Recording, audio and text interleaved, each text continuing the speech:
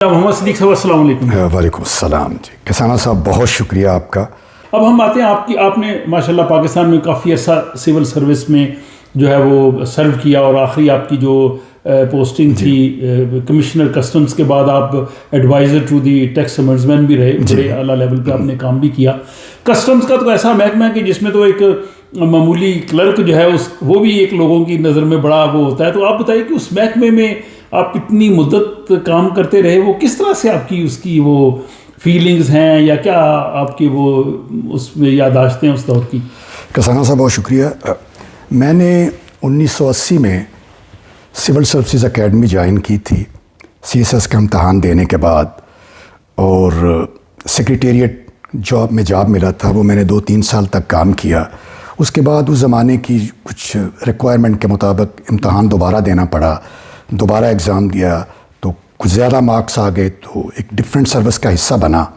تو میں Pakistan customs and excise group میں سیکنڈ ٹائم آیا تھا، اور اس حوالے سے میری پہلی پوسٹنگ سیالکوٹ میں ہوئی۔ ہمارے شہر مجھے اندازہ ہے ماشاءاللہ شہر اقبال، زندہ دلان کا شہر، اور ماشاءاللہ ایک ایسا شہر جو پاکستان کی فارن ایکسچینج کی بہت ساری ضروریات پوری کرتا ہے۔ پوری دنیا کو سیالکوٹ کی اسپورٹس گڈس کی برآمدات، سرجیکل گڈس کی برآمدات، یعنی وہ پاکستان کا ایک ایسا ایکسپورٹ اورینٹڈ سٹی ہے جس میں مجھے اپنی پہلی پوسٹنگ میں کام کرنے کا موقع ملا۔ اس لیے میں تو اس دور کی کچھ آپ یادیں ہمارے سیالکوٹ کی جو اہمیت تو آپ نے بتائی، لیکن اس کی سیالکوٹ کی جو فردر ترقی ہوئی یا اس دور میں آپ نے کس طرح سے اسے دیکھا، تو یہ بھی ضرور بتائیے گا، ہمارے سیالکوٹی لوگ اسے دیکھ کے اور خوش ہوں گے۔ جی میں سیالکوٹ کا بہت مداح ہوں۔ ماشاءاللہ میری اپنے پوری کیریئر کی پہلی اور غالباً طویل ترین پوسٹنگ جو تقریباً 3.5 سال پہ محیط ہے وہ سیالکوٹ کی تھی۔ تو میں نے سیالکوٹ کو بہت اچھے طریقے سے دیکھا، جانا، اور ظاہر ہے میں نے بطور اسسٹنٹ کلیکٹر کسٹمز اپنی خدمات وہاں پہ سرو کیا۔ میں سمجھتا ہوں سیالکوٹ کو اللہ تعالیٰ نے یا سیالکوٹ کے لوگوں کو بڑے ٹیلنٹ سے نوازا ہے، انٹرپرینورشپ ہے، کام کرنے کی صلاحیت ہے۔ غالباً دنیا کا شاید ہی کوئی ایسا ملک ہو جہاں سیالکوٹ کے ایکسپورٹر نہ گئے ہوں کام کی تلاش میں، اور شاید دنیا کا کوئی ایسا ملک ہو جہاں پہ سیالکوٹ کی پروڈکٹس نہ ہو۔ آپ کو یاد ہوگا ایک زمانے میں ورلڈ کپ میں پہلی مرتبہ غالباً ارلی 80s میں سیالکوٹ کا اسٹچڈ فٹ بال استعمال ہوا۔ اس کی خوبی یہ ہوتی تھی کہ دنیا بھر میں فٹ بال بنتے ہیں، مشین اسٹچڈ ہوتے ہیں، سیالکوٹ کی فٹ بال کی خوبی یہ تھی کہ وہ ہینڈ اسٹچڈ ہوتا ہے۔ اب میں اگر تھوڑی سی وضاحت کروں، چونکہ مجھے وہاں کام کرنے کا اور سسٹم کو دیکھنے کا موقع ملا ہے، تو سیالکوٹ کا فٹ بال بنایا جاتا ہے ایک پینل سے مخصوص، اسے ہم کہتے ہیں اس زمانے میں جو بنتا تھا 32 پینل ہوا کرتے تھے، اس کے اندر ایک بلیڈر تھا، بلیڈر لگتا تھا، اس کی سٹچنگ ہاتھوں سے کی جاتی تھی۔ اور یہ اللہ تعالیٰ نے ایسی صلاحیت ہے جو سیالکوٹ میں لوگوں کو مدتوں سے، نسلوں سے ہوتی ہے۔ خواتین گھر میں فٹ بال کی سٹچنگ کر رہی ہوتی ہیں، جیل کے قیدی سٹچنگ کر رہے ہوتے ہیں، فیکٹری کے میں مزدور اس کی سٹچنگ کرتے ہیں، اور وہ سٹچنگ نمبر 1 اکنامیکلی ورلڈ اوور سب سے سستی ہے، نمبر 2 وہ مہارت دنیا میں کہیں اویلیبل نہیں ہے۔ اس کا وہ جو پورس پورشن ہے وہ اس کو بہت پلیبل بناتا ہے، یعنی جب اس کو کک لگتی ہے تو وہ جو پورس پورشن ہے اس کا، اس سے اس کے کھلاڑی کے کھیلنے کی صلاحیت مشین سٹچڈ فٹ بال سے بہتر ہوتی ہے۔ اچھا، اس لیے وہ یوز کیا جاتا ہے۔ خوبصورتی اس میں یہ ہے کہ وہ جو 32 پینل ہیں ان کو کسی ٹیبل پہ پھیلا کے ہاتھ سے سٹچ کیا جاتا ہے، دھاگے سے، خاص دھاگا اور سوئی سے، اور آخری جو اس کی سٹچنگ ہے وہ اس کو ریورس کر کے اس میں بلیڈر ڈالتے ہیں، اور آخری پینل باہر سے سٹچ ہوتا ہے۔ اچھا، اور آپ نیکڈ آئی سے یہ نہیں بتا سکتے کہ اس میں سے 32واں پینل کون سا ہے جس کی سٹچنگ باہر سے کی گئی ہے۔ یہ وہ خوبی ہے جو دنیا بھر میں پاکستانی فٹ بال کی کوالٹی کو بہتر بناتی ہے اور اسے پلیبل بناتی ہے۔ اور سیالکوٹ میں جب جتنا عرصہ آپ رہے، وہاں کے بہت سے صنعت کاروں سے تاجروں سے بھی آپ ملتے رہے ہوں گے یا وہاں باقی سرگرمیاں بھی. تو سیالکوٹ کی جو ترقی ہے یا سیالکوٹ میں جو بہت سی اس حوالے سے ڈیولپمنٹس بھی ہوئیں, تو کیا آپ سمجھتے ہیں کن لوگوں کا کلیدی رول ہے اس سارے ترقی کے اس دور میں؟ پہلی بات تو یہ ہے کہ جی ماشاء اللہ پاکستان کے خزانے کے لیے فارن ایکسچینج ظاہر ہے ہمیں بہت چاہیے. اس میں ایک میجر رول جو ہے وہ ایکسپورٹ سے آتا ہے. ظاہر ہے آپ کی تمام فارن ایکسچینج ایکسپورٹ سے آتی ہے. اس کا ایک بہت میجر پورشن سیالکوٹ سے ایکسپورٹ ہوتا ہے. Sports goods, surgical goods, even musical instruments, cutlery اور بہت ساری چیزیں ہیں. یہ وہ زمانہ ہے کہ جب سیالکوٹ کے بنے ہوئے بیٹ ورلڈ اوور کرکٹ میں استعمال ہوتے تھے. سیالکوٹ کی ہاکی میں استعمال ہوتی تھی. آپ پرانا دور یاد کریں, وہ پاکستان کا سپورٹس انڈسٹری اور سپورٹس کا عروج کا زمانہ تھا.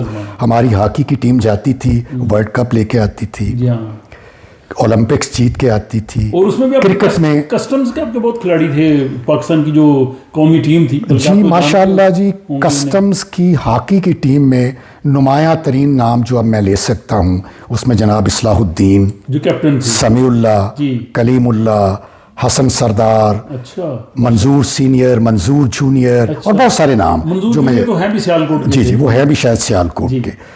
کرکٹ کی دنیا میں بھی ہمارے بڑے اچھے کھلاڑی تھے. اور یہ شاید پاکستان کا فارن آفس مل کے اتنی good will world over create نہیں کر سکتا تھا جو اولمپک چیمپئن شپ کی ایک کامیابی, جو ورلڈ میچ میں سپورٹس میں کوئی ایک کامیابی جو ہمارے لیے لورلس لاتی تھی. آپ امیجن کریں جہانگیر کا زمانہ, جہانگیر خان کا زمانہ اسکویش میں, جان شیر کا, وہ جو پھر ظاہر ہے جب یہ کھلاڑی اچھا کھیلتے تھے تو وہ پروڈکٹ بھی انٹرنیشنل مارکیٹ میں بکتی تھیں. یعنی پاکستان اور انڈیا کا میچ ہوتا تھا تو دونوں کھلاڑیوں کے پاس پاکستان کے بنے ہوئے بیٹ ہوتے تھے. کیا بات. ہاکی کا میچ ہوتا تھا تو مجھے ابھی نام یاد آ رہا ہے اس زمانے کا, گریز آف کیمبرج. خواجہ انور صاحب ایک ہوتے تھے, خدا انہیں غریق رحمت کرے, اب نہیں ہیں. اب شاید ان کے برخوردار بلال انور سیالکوٹ کے خاص سے معزز ایکسپورٹر ہیں. تو دونوں ٹیمیں جو فائنل میں پہنچتی تھی دونوں کے پاس گریز آف کیمبرج کی کھلاڑی ہاکیاں ہوتی تھیں, دتا کی ہاکی ہوتی تھی, اور بھی بہت سارے برانڈز تھے. تو یہ دونوں چیزیں مل کے پاکستان کے لیے نیک نامی اور فارن ایکسچینج, اور ظاہر ہے اس کا سبب سیالکوٹ بنتا تھا. اچھا, سیالکوٹ کی ترقی میں یہ جو ڈرائی پورٹ ہے اس نے کتنا کردار ادا کیا, بلکہ ڈرائی پورٹ کے بنانے میں شاید آپ اس دور میں وہیں پہ ہوں گے, تو اس میں کون کون سے ایسے مراحل آئے یا کن لوگوں نے اس سلسلے میں سوچا کہ یہاں پہ ڈرائی پورٹ ہونی چاہیے؟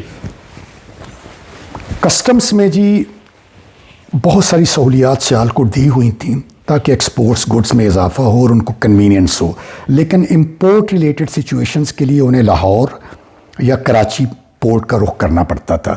اب ظاہر ہے سیالکوٹ کا کوئی ایکسپورٹر یا امپورٹر اپنے کسٹمز ریلیٹڈ ایشو کے لیے اگر کراچی جائے یا لاہور کا رخ کرے یا ملک کے کسی اور کسٹم اسٹیشن کا رخ کرے تو بڑا مہنگا پڑتا تھا. تو لوکل جو ماشاء اللہ کمیونٹی تھی ان کے ذہن میں, کسی کے ذہن میں یہ خیال آیا کہ اگر یہ کسٹم کلیئرنس کی سہولت ہمیں اپنے گھر میں مل جائے. دنیا میں اس وقت یہ کانسیپٹ مشہور ہو رہا تھا ڈرائی پورٹس, ہم اسے کہتے ہیں customs ports in side the country. اور پاکستان کی جتنی سیالکوٹ کی امپورٹس ہوتی تھیں وہ یا کراچی میں کلیئر ہوتی تھیں یا لاہور ڈرائی پورٹ پہ آتی تھیں. تو یہ آئیڈیا اس وقت کسی کے ذہن میں آیا کہ ایسی سملر ڈرائی پورٹ جیسے لاہور میں ہے اس طرح کی سیالکوٹ میں بنائی جائے. ہمارے ایک بہت سینئر, انتہائی قابل قدر, قابل احترام ساتھی, میں ان کا نام لینا چاہوں گا, جناب محمد یاسین طاہر. یہ ان کا برین چائلڈ تھا. انہوں نے یہ آئیڈیا لوکل چیمبر کو, لوکل ایکسپورٹرز کو, لوکل ایسوسیشنز کو دیا کہ یہ کام ہم کر سکتے ہیں. اس کا تمام اسپیڈ ورک, لکھنے پڑھنے کا کام, قانون سازی کا کام انیشلی یاسین طاہر صاحب نے کیا. اور یہ چونکہ کسٹمز کی پورٹ بننی تھی اور یہ پاکستان کی پہلی ڈرائی پورٹ ہے جس کو سیالکوٹ ڈرائی پورٹ ٹرسٹ یعنی پرائیویٹ سیکٹر میں بنایا. تو یہ ان کی بہت بڑی کنٹریبیوشن تھی. یعنی عمومی طور پہ ہوتا ہے مثلا لاہور ڈرائی پورٹ ہے تو وہ پاکستان ریلویز کی پورٹ ہے, یعنی اس کی مینجمنٹ لاہور پاکستان ریلویز کے پاس ہے. اور اگر کسی جگہ ملک میں کوئی ڈرائی پورٹ بنی ہے تو وہ کسی حکومتی ادارے نے اس میں رول ادا کیا ہے. سیالکوٹ کی پورٹ پاکستان کی پہلی پورٹ ہے جس میں تمام کام سیالکوٹ کے لوگوں نے یا سیالکوٹ کے ٹرسٹ نے، جسے ہم سیالکوٹ ڈرائی پورٹ ٹرسٹ کہتے ہیں، 1984 میں بنا تھا. انہوں نے اس پورٹ کو بنانے میں کامیابی، مطلب انہوں نے اس کو کیا، اور اس کا سارا ہوم ورک اور کریڈٹ میں سمجھتا ہوں یاسین طاہر صاحب کو جاتا ہے. اور اسی چیز کو کنٹینیو کرتے ہیں اب تو سیالکوٹ والوں نے اپنی ایئر لائن اور الحمدللہ اسی کو دیکھتے، بلکہ یہ ان کی انٹرپرینورشپ کو، ان کی مہارت کو اب جو بھی کہہ لیں، یہ ان کو خراج عقیدت ہے، خراج تحسین ہے کہ پہلے انہوں نے ڈرائی پورٹ بنائی اور پھر پاکستان کا غالباً پہلا پرائیویٹ سیکٹر میں ایئرپورٹ اور ایئر لائن سیال ایئر، وہ بھی سیالکوٹ کے حصے میں آئی ہے. واپس میں آتا ہوں، آپ کی جو آپ سول سروس میں رہے، کسٹمز میں CSS کر کے آئے. عمومی طور پہ پاکستان کی جو سول سروس ہے اور اسپیشلی کسٹم سے ریلیٹڈ ہے، بہت سی ایسی مسائل بھی ہوتے ہیں، یا جو آدمی کوئی بڑی ایمانداری سے وہاں پہ رہنا چاہے اس کے لیے مشکلات اور دقت بھی ہوتی ہے. تو کیا آپ سمجھتے ہیں آپ کی سروس میں کئی ایسے موڑ آئے ہوں گے جو آپ کے لیے مشکل ہوں گے، یا جس میں آپ نے سمجھا ہوگا کہ اب مجھے کیا کرنا چاہیے؟ کسانہ صاحب، بات یہ ہے کہ سروس ایک پیکج ڈیل ہے. اس میں ظاہر ہے آپ کو ہر طرح کے لوگوں سے واسطہ پڑتا ہے، ہر طرح کے مسائل سے واسطہ پڑتا ہے، لیکن اگر آپ کا نیت اور ارادہ ٹھیک ہو تو الحمدللہ آپ ان چیزوں پہ قابو پا سکتے ہیں. ایک سرکاری ملازم یا ایک بیوروکریٹ ان پرنسپل اس کی ذمہ داری یہ ہے کہ وہ عوام کی سہولت کے لیے کام کرے. جو سرکاری قوانین کے تحت ان کا حق بنتا ہے ان کا حق دلوائے، جو سرکاری قوانین کے تحت حکومت کا حق بنتا ہے ٹیکسیشن کے حوالے سے وہ حکومت کو ملے، تو میرا خیال ہے کہ آپ کا کام چلتا رہتا ہے. میں آپ کو جسٹ ایک تمثیل کے طور پہ سیدنا علی علیہ السلام کو باب العلم سمجھا جاتا تھا. کہا جاتا ہے کہ ایک دفعہ ان کے دربار میں ایک ڈسپیوٹ پیش ہوا، اور وہ ڈسپیوٹ یہ تھا کہ 3 بھائی ان کے دربار میں حاضر ہوئے. انہوں نے کہا کہ جی ہمارے والد کا انتقال ہو گیا ہے اور ہمیں کچھ وراثت میں چیزیں ملنی ہیں، ترکے میں جو چھوڑی ہیں والد نے انہیں ڈسٹریبیوٹ کرنا ہے. تو باقی جو ہماری گھر یا اس طرح کے معاملات ہیں چیزوں کے، وہ تو ہم نے تقسیم کر لی ہیں اس ریشو سے جو ہمارے والد محترم نے ریشو رکھی تھی. لیکن اس میں ترکے میں 17 اونٹ بھی ملے ہیں، تو ان کو ڈسٹریبیوشن میں دشواری ہو رہی ہے. تو پتہ کیا، پوچھا گیا کہ جو کیا دشواری ہے.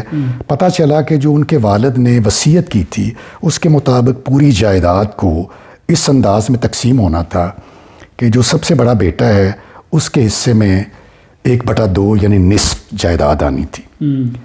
جو دوسرے نمبر پہ تھا اس کو تیسرا حصہ ملنا تھا یعنی 1/3، اور جو چوتھا تھا اس کو ملنا تھا 1/9.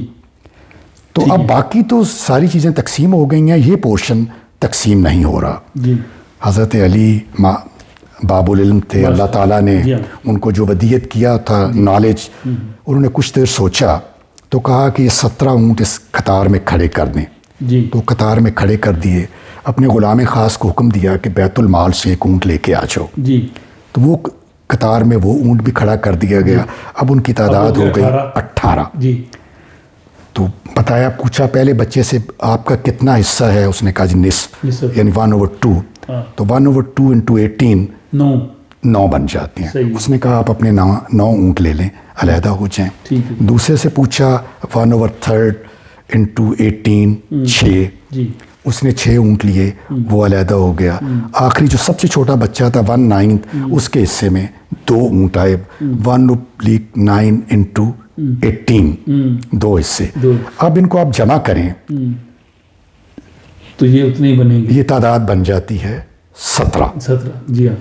آخری اونٹ جو بچا وہ مال غنیمت میں واپس چلا گیا بیت المال میں. کیا بات ہے، زبردست. اب یہ روح ہے منصفانہ فیصلہ کرنے کی کہ جب آپ ٹیکسیشن کے معاملات میں کوئی بھی فیصلہ کریں تو اسے اس انداز میں دیکھیں کہ حکومت کا بھی نقصان نہ ہو اور حقدار کو اس کا حق مل جائے. اگر آپ اسی تمثیل کو اپنی عملی زندگی میں لے آئیں جی اور اس چیز کو ذہن میں رکھیں کہ میں نے قانون کے مطابق فیصلہ کرنا ہے. جو حقدار کا حق ہے اس کو حق جانا چاہیے, جو اسٹیٹ کا ایکسچیکر میں جانا چاہیے وہ اسٹیٹ کے ایکسچیکر میں جانا چاہیے. تو الحمدللہ زندگی چلتی رہتی ہے. باقی مسائل آتی ہیں نیچرلی آپ اسے پھر نبٹ لیتے ہیں. محمد صدیق صاحب یہ نہیں کہ صرف سول سروس میں رہیں, یہ علم و ادب سے اور جو حکمت کی باتیں ہیں ان سے ان کا بڑا گہرا تعلق رکھا ہے اور ماشاءاللہ وسیع مطالعہ رکھتے ہیں. بہت شکریہ جی. آج کی میں سمجھتا ہوں کہ ہماری جو نشست ہے, ہم آپس میں بیٹھ کے انفارملی گفتگو کر رہے تھے, لیکن ہم نے سوچا کہ جو یہ گفتگو ہے یہ بڑی اہم ہے. یہ ایک تو ویڈیو کی صورت میں بھی محفوظ ہوگی, پھر جو ناظرین ہیں وہ بھی اسے یقیناً پسند کریں گے. آپ لوگ اپنی رائے کا ضرور اظہار کیجئے. اور جناب محمد صدیق صاحب میں آپ کا بے حد ممنون ہوں. مجھے علم ہے کہ آپ غالباً پہلی دفعہ آپ نے اس قسم کا انٹرویو دیا, آپ اس قسم کی چیزوں سے اپنے آپ کو ذرا تھوڑا دامن چھڑاتے رہتے ہیں, لیکن میرے اصرار کے بعد آپ نے جو ہے وہ حامی بڑھی. آپ کا بہت شکریہ. اور انشاءاللہ امید ہے کہ آپ لوگ بھی اس بارے میں اپنی رائے سے آگاہ کریں گے اور آئندہ آنے والے دنوں میں مزید دیگر آپ کو جو ہے وہ اس نوعیت کے انٹرویوز جو ہیں وہ دیکھنے کو ملیں گے. اپنا خیال رکھیے گا اور مجھے اجازت دیجیے. خدا حافظ.